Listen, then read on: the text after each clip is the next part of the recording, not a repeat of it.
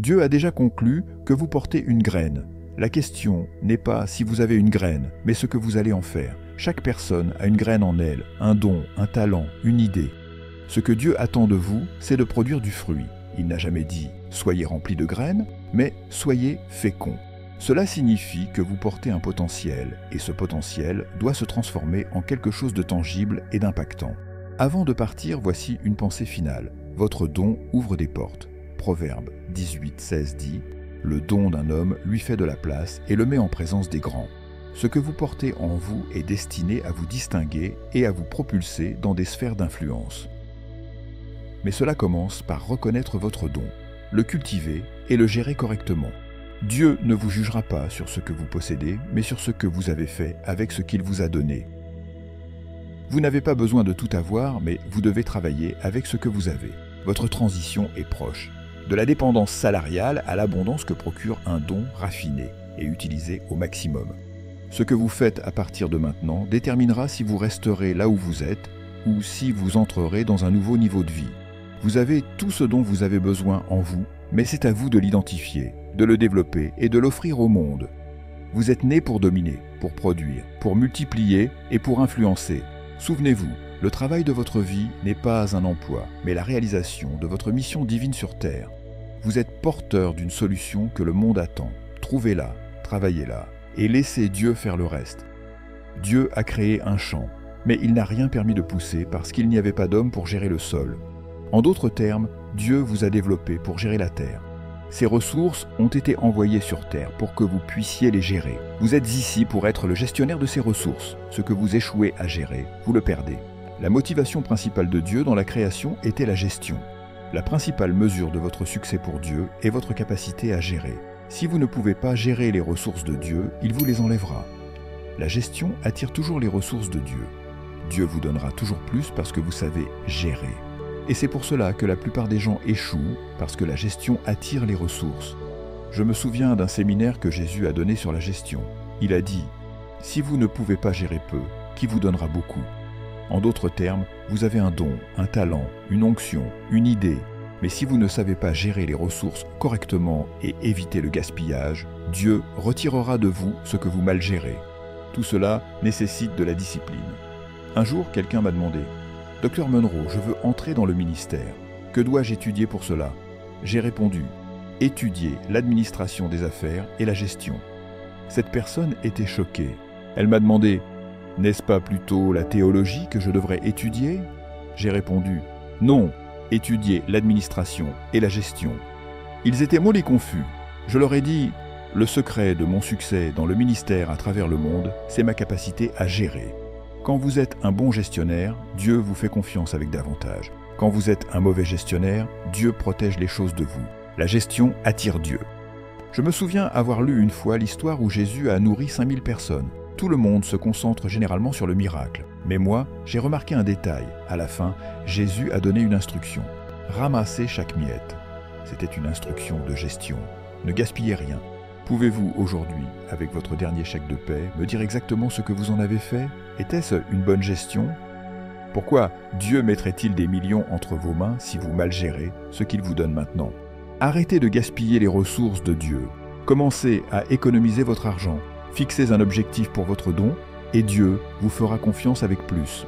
Enfin, je veux vous donner le système de Dieu que j'ai utilisé pour devenir riche. On le trouve dans Genèse 1:28. Dieu dit « Soyez féconds, multipliez-vous, remplissez la terre, soumettez-la et dominez. » Le système de Dieu est très simple. D'abord, il dit « Soyez féconds ». Le mot « fécond » ne signifie pas avoir des enfants, mais être productif. Produisez quelque chose. Chaque entreprise prospère dans le monde suit ce système, y compris Steve Jobs et Bill Gates. Produisez un produit. Reproduisez-le avec la même qualité encore et encore.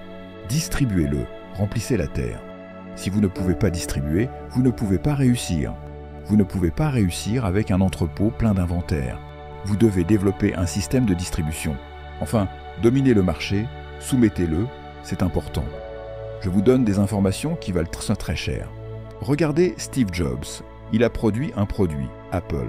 Bill Gates a produit Microsoft. McDonald's a produit le Big Mac. Kentucky Fried Chicken a produit ses 7 épices. Et vous, Où est votre produit? Peut-être que vous ne croyez pas en votre potentiel. Ce soir, au lieu de visiter les autres, visitez-vous vous-même. Trouvez votre passion. Cette idée qui ne disparaît pas, c'est votre produit. Ensuite, multipliez-le. Mais même en le multipliant, vous ne serez pas encore riche. Si vous avez un entrepôt plein d'inventaire, vous êtes toujours pauvre. Vous devez développer un système pour distribuer votre produit. Enfin, dominer le marché. Je me souviens de Bill Gates. Il était si prospère qu'un jour, le gouvernement des États-Unis l'a convoqué devant le Congrès. Ils lui ont dit « Nous ne pouvons pas vous permettre d'avoir autant de pouvoir. Nous allons diviser votre entreprise, car vous dominez trop le marché. Maintenant, écoutez-moi. Si vous raffinez votre don, quelqu'un vous appellera bientôt. Vous passerez de salarié à quelqu'un qui facture des honoraires. Quand vous avez un emploi, vous avez un salaire. Mais quand vous avez un don, vous facturez des honoraires. Si vous avez une rage de dents, qui appelez-vous? Un dentiste. Si vous avez un problème légal, qui appelez-vous? Un avocat. La question est, pourquoi devrait-on penser à vous? Quel est votre don? Ce soir, vous ne serez plus jamais le même. Dès aujourd'hui, vous devez trouver votre don, le raffiner et décider de le développer. Votre emploi est ce pourquoi vous êtes payé. Mais votre travail, c'est ce pourquoi vous êtes né. Votre emploi est temporaire, mais votre travail est permanent. Vous pouvez être licencié de votre emploi, mais jamais de votre travail. Votre travail est votre don, et votre don vous rendra prospère. Dieu ne vous demande pas d'être rempli de graines, il vous demande de porter des fruits. Vous avez déjà la graine en vous. La question est, qu'allez-vous faire avec? Tout le monde dans cet auditorium, vous êtes venu sur terre avec une semence. Dieu dit, donne-moi le fruit. Les gens ne mangent pas la semence, ils ne paient pas pour la semence, ils ne courent pas après la semence. Sois productif, il y a quelque chose que tu portes. Une femme est venue dans mon bureau en pleurant. Elle était tellement déprimée et elle m'a dit « Pasteur, je viens d'être licenciée. Ils réduisent les effectifs et je suis tombée sur la liste. J'ai 3 enfants, je suis toute seule et je travaillais à l'hôtel à faire les lits. Maintenant, j'ai perdu mon travail. Tout ce que j'ai dans les mains, c'est mon dernier chèque de paie. Que suis-je censé faire ?» Elle a commencé à pleurer et à se plaindre. « J'ai 3 enfants, comment vais-je les nourrir ?» Et elle sanglotait devant moi. Je l'ai regardée et j'ai souri. Elle m'a demandé « Comment pouvez-vous sourire alors que ma famille entière vient de s'effondrer ?» J'ai demandé « Tu as fini ?» Elle a dit « Oui ». Alors je lui ai dit « Je te connais. Tu viens dans cette église depuis longtemps. Dis-moi, as-tu un four chez toi ?»